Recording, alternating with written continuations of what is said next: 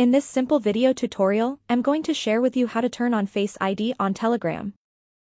This enhances both security and convenience by ensuring only the authorized user can access the app, safeguarding private conversations and sensitive data.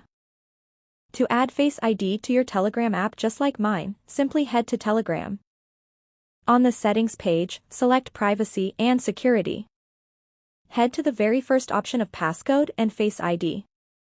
Select Turn Passcode on. Enter any passcode of your own choice.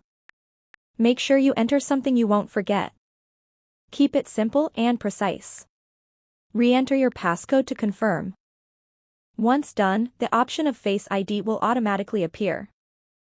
Enable it and your Telegram app will want Face ID or passcode to unlock.